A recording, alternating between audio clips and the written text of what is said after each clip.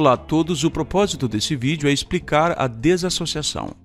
Eu peço para que você assista esse vídeo até o final, a fim de que você entenda corretamente esse procedimento bíblico que é aplicado pelas Testemunhas de Jeová.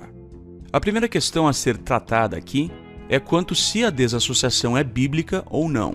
Muitos dizem que a desassociação é uma invenção das Testemunhas de Jeová e que Jesus era amigo de prostitutas e outras pessoas imorais e que as Testemunhas de Jeová são cruéis.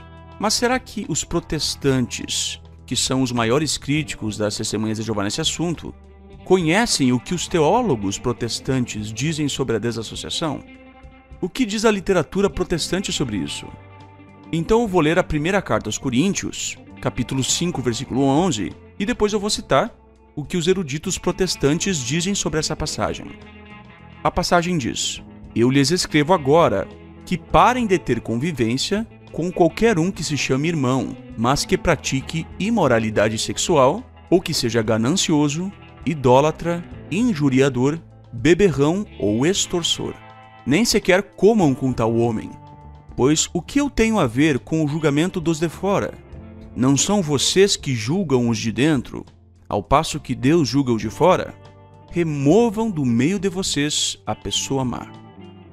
Então vemos aqui que a Bíblia nos ensina que pessoas que agem de um modo incompatível com o verdadeiro cristianismo que proferem seguir devem ser removidas ou expulsas da igreja ou congregação.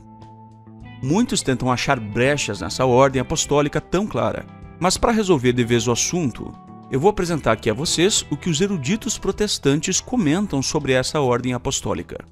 O erudito John Gill, da Igreja Batista, explicou sobre essa passagem, abre aspas, os excomungados ou desassociados não deviam apenas ser removidos de sua sociedade religiosa ou da comunicação com a igreja e impedidos de se sentarem juntos para comer à mesa do Senhor ou em seus banquetes fraternais.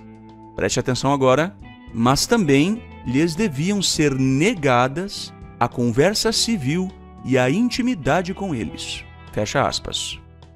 John Gill adiciona que tal procedimento servia para envergonhar tais ofensores e levá-los ao arrependimento. Vemos que John Gill, erudito da Igreja Batista, afirma que a desassociação envolve não conversar, nem mesmo fora da igreja, com aquele que foi excomungado. As Testemunhas de Jeová, diferente dos protestantes, aplicam aquilo que a teologia protestante ensina quanto à desassociação. Adam Clarke, erudito bíblico e teólogo protestante renomado, explicou que os cristãos não deviam, abre aspas, ter nenhuma comunicação com tal pessoa, nem em coisas sagradas, nem em civis, fecha aspas.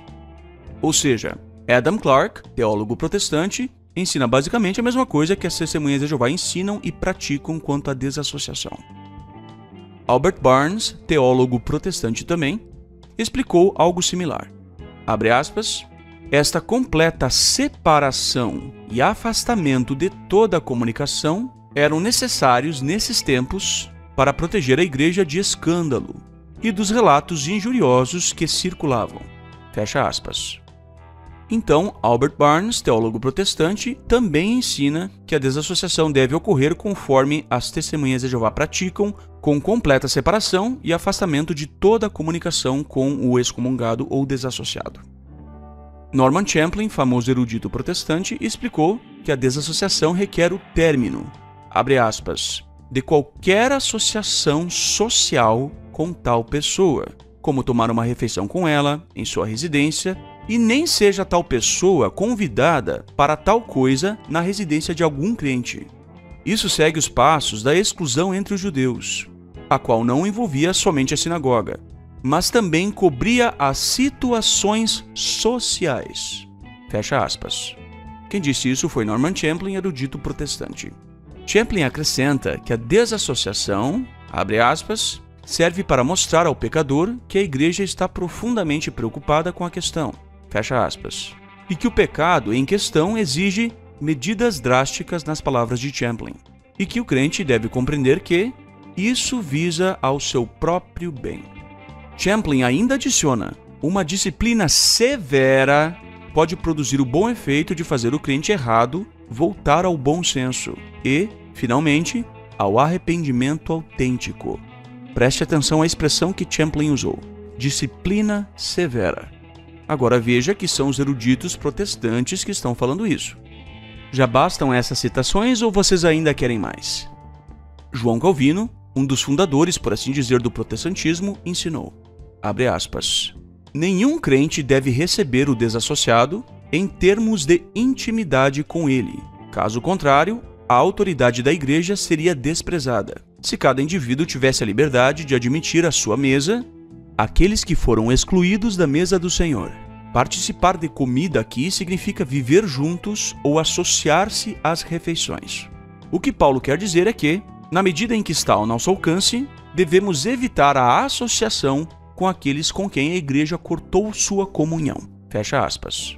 Quem disse isso foi João Calvino, um dos pais do protestantismo. Matthew Henry, teólogo anglicano, explicou, abre aspas, aqui o apóstolo os aconselha a evitar a companhia e a conversa com os que são escandalosos. Os cristãos deveriam evitar toda a familiaridade com ele, ou seja, com o desassociado.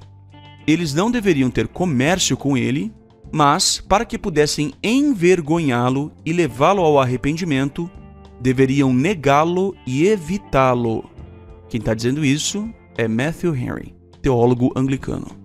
Note que os cristãos devem evitar a conversa familiar com companheiros cristãos que são notoriamente maus e sob censura justa por suas práticas flagrantes, a qual traz desgraça sobre o nome cristão. Fecha aspas. Joseph Benson, teólogo protestante, afirmou sobre a igreja em relação ao desassociado. Abre aspas. Não deve ter contato ou comunhão com ele de qualquer espécie. Atente à expressão de qualquer espécie. Quem disse isso foi Joseph Benson, teólogo protestante. Um curso semelhante é ordenado por João em 2 de João, capítulo 1, versículos 10 e 11. Isso se refere ao contato da vida comum e não particularmente à comunhão, no caso aqui a mesa do Senhor.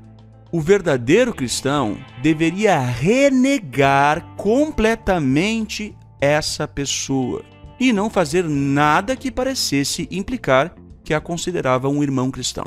Veremos aqui que a regra era muito mais rigorosa em relação a alguém que professava ser cristão do que aqueles que eram conhecidos e reconhecidos como pagãos.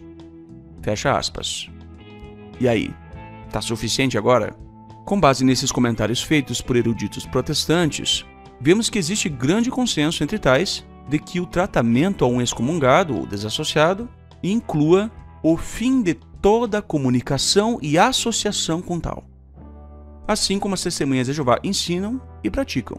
Portanto, fica claro que a própria teologia protestante ensina exatamente aquilo que as testemunhas de Jeová ensinam e praticam quanto à desassociação. É o fim de qualquer comunicação civil do pecador não arrependido com a congregação. É claro que, no momento em que o pecador mudar sua conduta e reajustá-la ao padrão cristão, ou à moral cristã, ele será readmitido à congregação, conforme o próprio apóstolo Paulo escreveu na segunda carta aos Coríntios. Mas eu não vou tratar disso nesse vídeo.